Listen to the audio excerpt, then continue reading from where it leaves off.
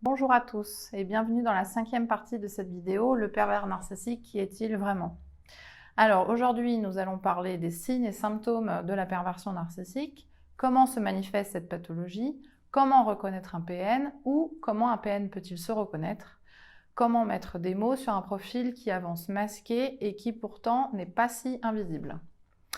Alors, il faut savoir déjà qu'il n'y a pas d'expression d'hostilité au premier abord. Au contraire, le pervers narcissique est agréable, avenant, sympathique. Il présente bien. Il est souvent même parfait ou parfaite. Bien sûr, il y a des PN hommes et femmes. Voilà donc une apparence parfaite qui est en réalité suspecte. Deuxième point, le pervers narcissique est dans la séduction, dans un charme superficiel. Il a une certaine loquacité, une grande rhétorique. Les PN utilisent une séduction constante et ne s'arrêtent jamais quand ils sont sur scène, comme ils disent, dans cette pièce de théâtre qui est la vie pour eux. C'est-à-dire partout dehors, sauf en huis clos. Tout cela afin d'hypnotiser tout ennemi potentiel, d'où la manipulation, les manipulations. Troisième point, les pervers narcissiques ont un égocentrisme évidemment pathologique. Donc la maladie de l'égoïsme en fait. Ils ont une position mégalomane et sont autocentrés. Ce narcissisme peut avoir différents thèmes ou couleurs, plusieurs masques. Il y a le séducteur, le plus connu, le dictateur aussi, ce sont les deux plus répandus. Mais il y a aussi l'érudit, le cultivé, le sympathique, celui qui utilise des techniques d'entremise avec des apparences de générosité, je te donne donc tu me dois, et l'altruiste, qui travaille dans des associations, se force à faire des adoptions, travaille dans le bénévolat, voilà, tout cela pour vernir son image et passer incognito. Passer incognito, qui est le thème de manière générale du manipulateur. Voilà, donc les pervers narcissiques ont une surestimation de soi, une prétention de se trouver à l'origine de soi et d'un soi à l'origine de tout, avec l'illusion active de remplacer impunément le père, ce qui s'appelle l'éviction du père en psychanalyse, et qui est un évitement de l'Oedipe. C'est un narcissisme, mais qu'il faut préciser, parce qu'on parle de pervers narcissique, que c'est un narcissisme infiltré de perversion, donc de pulsion de mort, thanatos, d'où les relations morbides et mortifères. Quatrième point, les pervers narcissiques ont un faux self, avec ce qu'on appelle un masque de normalité, pour camoufler les méfaits par le mensonge, la duperie, la manipulation, la séduction. Autre point, les pervers narcissiques ont des objectifs cachés, souterrains, que seuls eux connaissent. Personne ne connaît un pervers narcissique, même pas eux-mêmes, puisqu'ils clivent, ils ne se connaissent donc pas. Ils sont difficiles à comprendre, car leur masque change en fonction des personnes ou des situations. Ils n'ont pas un, mais plusieurs visages. Ils se camouflent et s'adaptent pour mieux attirer et contrôler.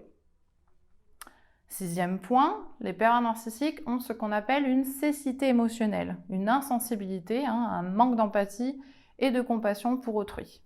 En effet, ils n'ont pas accès à ce qu'on appelle la théorie de l'esprit.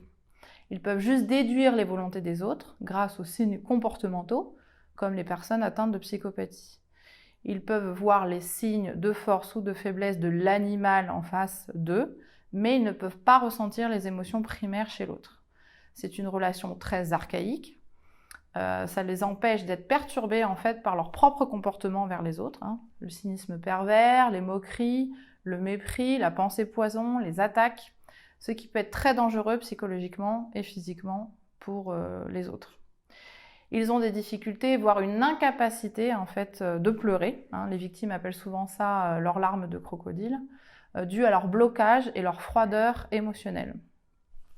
Septième point, ils ont de nombreuses aptitudes et de grandes stratégies d'adaptation pour réussir socialement, voire d'occuper des grands postes, des postes importants dans les grandes entreprises ou en politique afin d'assouvir leur soif de pouvoir.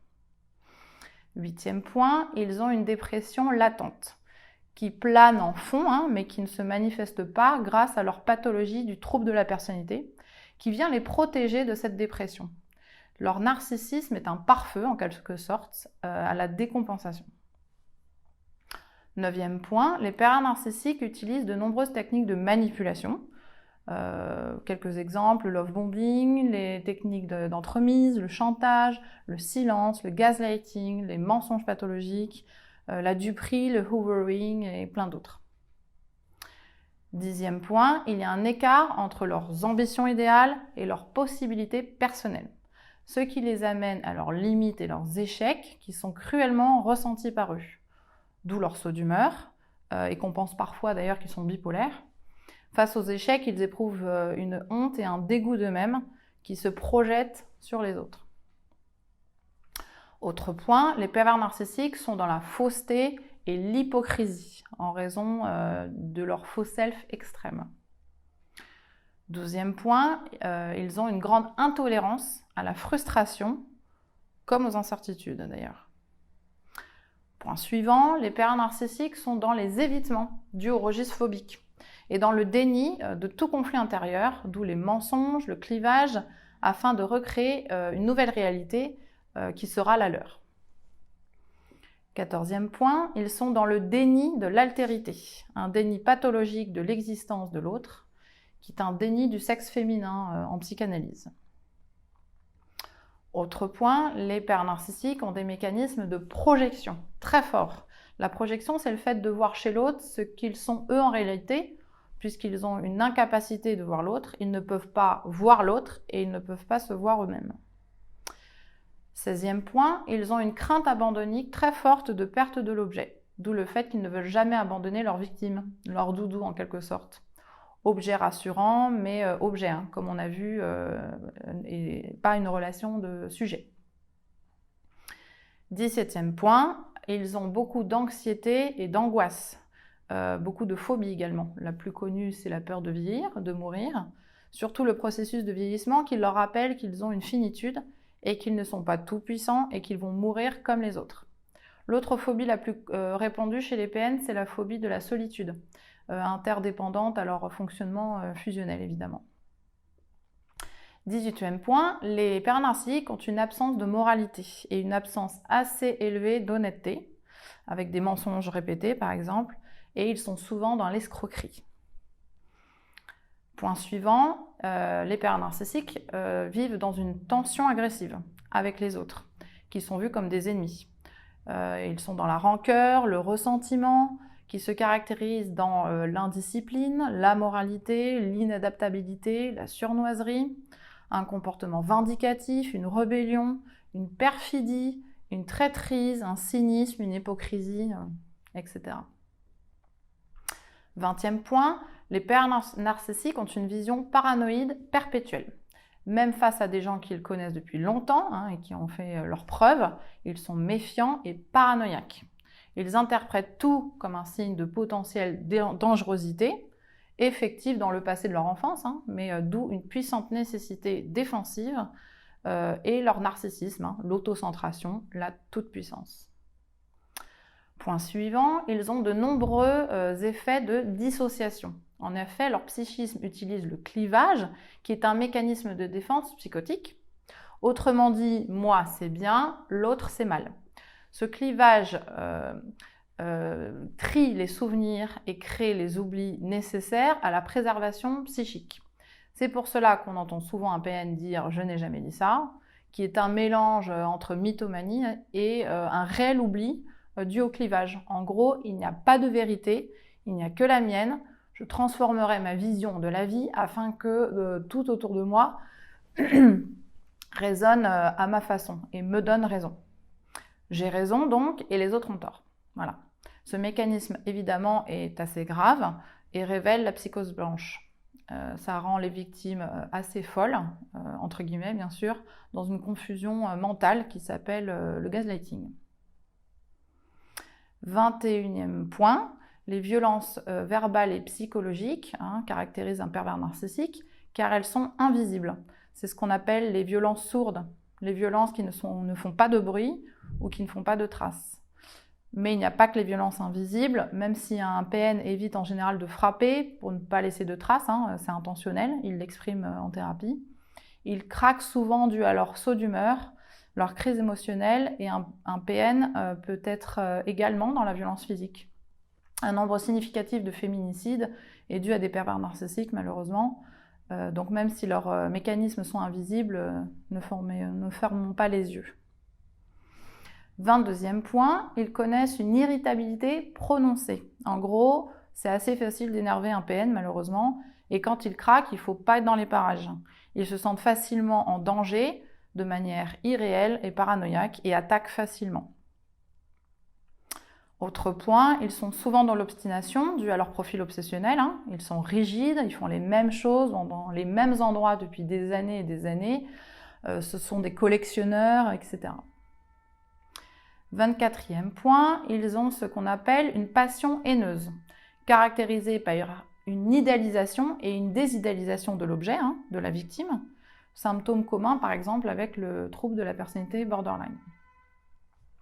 Point suivant, ils ont une insensibilité à la douleur personnelle comme à celle des autres, ce qui est une façon organisée de se défendre de toute douleur et de toute contradiction interne, tout en se survalorisant aux dépens d'autrui. 26e point, ils font une économie du travail psychique qu'ils font faire par les autres, d'où la recherche de personnes à haut potentiel, par exemple, ou hypersensibles, qui, dans un fonctionnement perpétuel du pourquoi et de la réflexion afin de mettre du sens, c'est qui est, dans le cas de la perversion, impossible, puisque c'est une pathologie, donc on ne peut pas mettre de sens, la réponse étant de l'ordre de la psychiatrie. Autre point, les pervers narcissiques ont des changements constants de personnalité et d'humeur, avec des attitudes colériques sereines, hyper passionnelles détachées, ceci déduisant une grande impulsivité chez eux. Ils sont très sanguins et ont une faible maîtrise de soi. 27e point, ils donnent une impression de force et de réussite. Ils exercent une forte attirance et séduisent beaucoup. Les pervers narcissiques pensent que c'est leur supériorité qui attire les autres. C'est en fait leur charisme et leur lien addictif fusionnel. Point suivant, les pervers narcissiques sont là où le pouvoir s'impose. Le contrôle est avant tout ce qui les dirige. Ils abusent de leur pouvoir dans des situations asymétriques. Patron, employé, parents, enfants, etc. 29e point, ils ressentent un vide chronique en raison de leur trauma. Ce sont des dépressifs latents. Ils sont comme éteints à l'intérieur et fonctionnent dans l'instant, uniquement, dans un process stimulus-réponse de manière assez archaïque, en mode survie. Dernier point pour la vidéo d'aujourd'hui, les pervers narcissiques s'ennuient très vite. Ils ont besoin de stimulation très forte, due à leur vide intérieur et leur dépression latente, dont on vient de parler, et presque constante, ce qui les conduit à des passions, des conflits et une relation amour-haine. Voilà pour la partie 1 de ce chapitre, les signes et symptômes du pervers narcissique. Je vous retrouve la semaine prochaine pour la seconde partie et la suite de cette série vidéo.